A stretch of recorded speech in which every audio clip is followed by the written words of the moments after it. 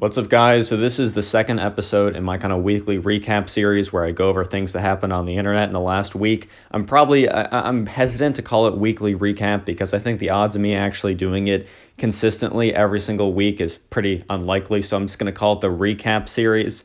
Anyways, all the topics I will be covering will be in the description with timestamps, so if you don't specifically care about a certain topic or you really care about another topic, go down the description and you can find them. Real quick, if you could check to see if you are subscribed to the channel with notifications on. I'm really trying to hit 200K by the end of the summer, and I make commentary and story videos, and I think you'd enjoy them.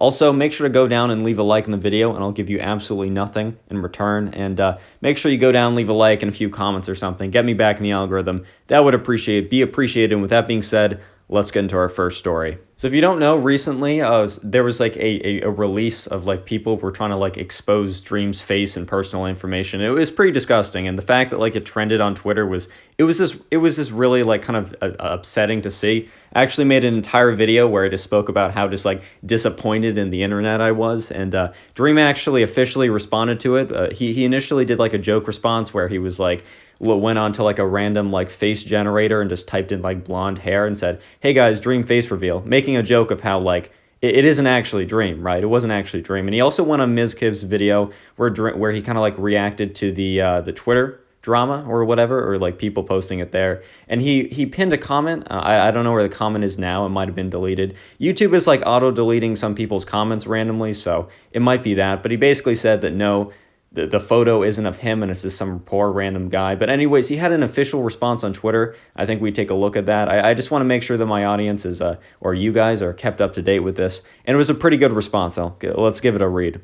So in the first part of Dream's response, he basically says that it is pretty like gross behavior for anyone to be spreading this kind of like quote unquote dox, which he puts in quotes because it is an actual, the information is fake, by the way, but it probably is a real address of a real person. And the photo isn't Dream, but it is of a real person. And he actually calls out some news/commentary channels for showing the full information, and I actually 100% agree with him. If there were any channels that did put like the actual information uncensored, or even just put the actual information at all, you should probably consider just privating that video, well, like 100%. In my video covering the situation, I made a very conscious decision to not put the face or any of the details in there, because the thing is, if it wasn't like really blowing up on Twitter and literally everywhere, I probably wouldn't have even covered it. I mean, I can't even tell you how many times I've seen quote unquote Technoblade doxes or Dream doxes, and I just simply have not covered them because if no one's talking about it, I'm going to be bringing information to it. But by the time I made my video or decided to make a video on it,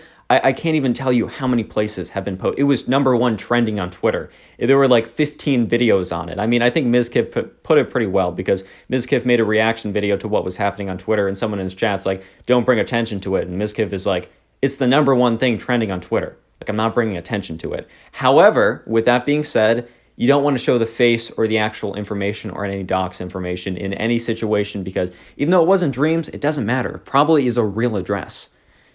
In the second part of that the paragraph I showed on screen, you can go back and read it if you'd like. He basically says that he's just seen so much like fake images just photoshopped of him go around, and that this photo was also just not of him, and saying that his parents don't even have Facebook accounts, and that basically all this is just a bunch of nonsense that people are like, because here's the thing, I saw people were saying, oh, they have a lot of good evidence. I saw the evidence. I saw those images. First of all, they look like crazy people who did that. Like, keep it a buck. Like, I saw these, like, you know, in those like horror movies, or no, like the detective movies, when they have like a room full of like sticky notes and like red string connecting things. It looked like that. But this is over a Minecraft YouTuber. Like, some of y'all are so weird, bro. Like, I'll keep it a buck. Some of you are crazy. If you're doing that, you're actually just get off the internet, go outside, go hang out with some friends. Just stop. It is officially time for you to stop. But anyways, Dream goes on to say basically that, you know, the face reveal, like, it wasn't him. And that the reason why, like, even if you don't believe him, his parents don't have Facebook accounts. So the Facebook accounts that were linked are just random people. So basically, people were clowning on a random person. It wouldn't have been good to clown on this guy if he was actually Dream. But the fact that he was a random person just makes it a little bit worse, because it's just some random guy who had to wake up. And this is what I said in my last video. Just a random guy probably woke up and went to school, and all these people were just like, the internet's making fun of you. And it was kind of gross. I was like honestly disappointed in the internet that day. Then Dream goes on to say that on another note that he kind of speaks about his problems with weight in his life and how he's doing much better now, but how that was something he had to deal with, as he said, a homeschooled gaming kid that, understandably, you don't get as much exercise, these things can't happen. And that he kind of just like says like it's just a really bad thing, obviously, to shame anyone for their weight. And I 100% agree. I mean, I hope everyone else agrees on that as well.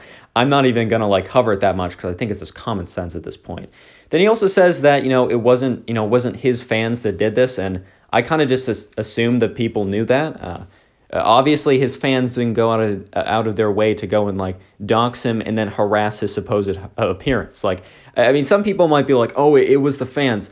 I don't think the fans of him would do that. That just doesn't make any sense. Like, also the profiles I saw really doing this, they were not Dream fan profiles. Like, if you take an actual look, it wasn't Dream's fans or supporters that went through and got his information and stuff like that. That's just simply not the case. Let's be real. Dream just kind of goes on to say, I'm not going to let anyone force me into a face reveal. He also says it doesn't really matter, like, the insults on him, but, he's pretty disturbed by the fact that people just went after some random guy. And it just kind of just goes on to say, like, thanks to my supporters, and also, like, and here's the thing. I honestly was about to sit down like an hour ago and just make a video where I was just like, Dream doesn't deserve everything he's been getting. Has Dream messed up in the past? Sure. But is this, like this, no one deserves this. Literally no one deserves what he's getting.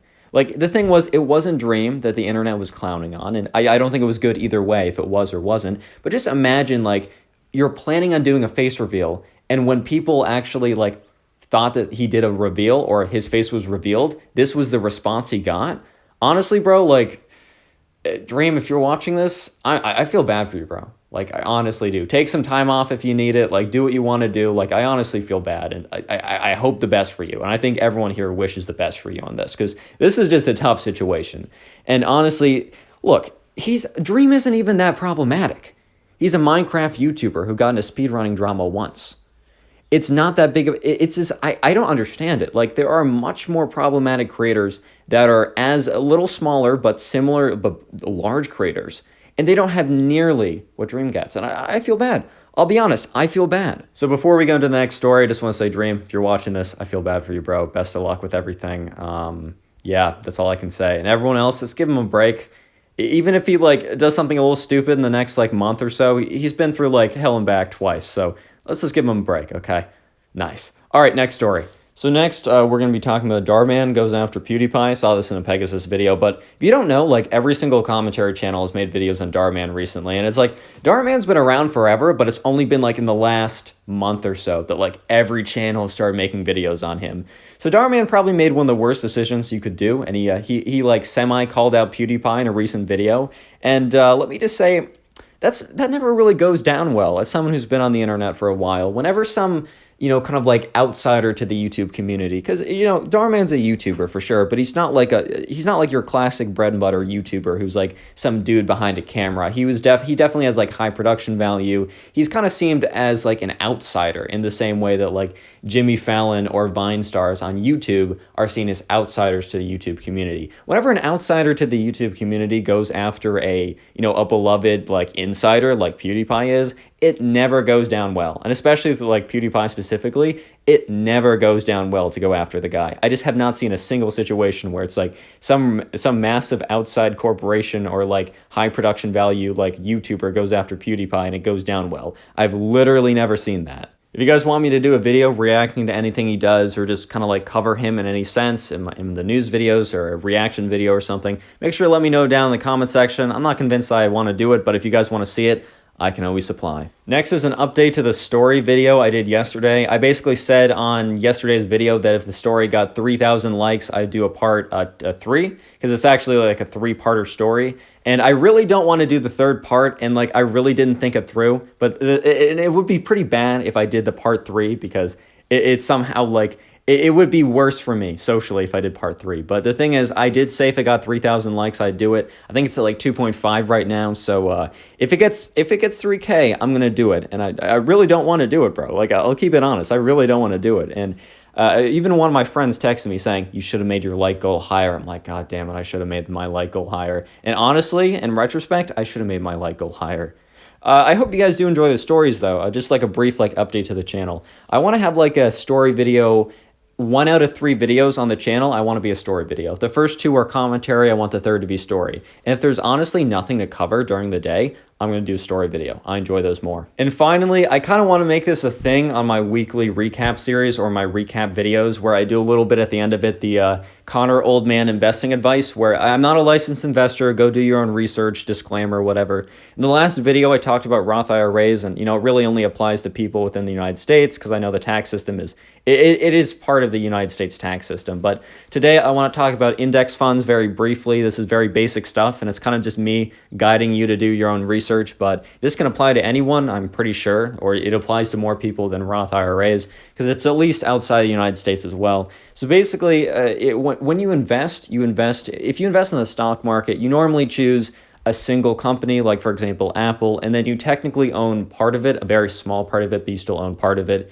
So if Apple as a company does better or does well, you also do well as the company becomes more valuable, so your piece of the company becomes more valuable, and sometimes they'll literally pay you parts of the profit. Like if Apple makes $50 billion in profit and you own some of the stock, like they'll pay you a little bit of that profit too. It's pretty cool. But anyways, that's also a lot of risk to put all your money into one company. So basically what an index fund is it's like if you buy an index fund, you can buy like a small bit of like 50 companies in one share, if that makes sense. So basically what that would entail, for example, SPY and VOO, 2 different index funds, but they basically do the same thing. So the S&P 500 is the 500 biggest companies in the United States.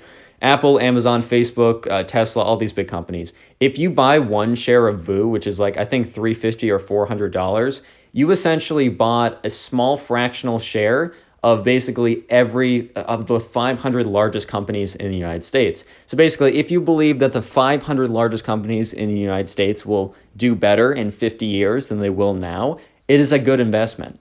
And I personally do believe that. So I know my explanation is pretty simplistic and probably not the greatest explanation, but basically all I want to say is like, please go like actually look into those because they're really, really good. You don't have to do that much research at all with index funds. With individual stocks, you have to do like a lot more time and effort into like your research. But with index funds, it is actually a lot more easier and it's actually recommended for more beginner investors and even long-term investors. Like index funds tend to outperform individual investors. Like most hedge funds don't do as well as an index fund if given a long enough period of time. So all I can say is please just go and like look up what is an index fund video and then look on Vanguard for index funds. I'm not sponsored. They just have really low fees. And just look into that. It's good for your future, pay for your kids' college, pay for your retirement, all that kind of fun stuff. It's fun to me, probably not fun to you, but I'm also like an old man. So anyways, with that being said, I hope you guys enjoyed today's video. If you haven't already done so, make sure to leave a like, subscribe, comment, all that fun stuff. Consider becoming a channel member because I want to retire. And with that being said, I'll see you in the next one. Peace.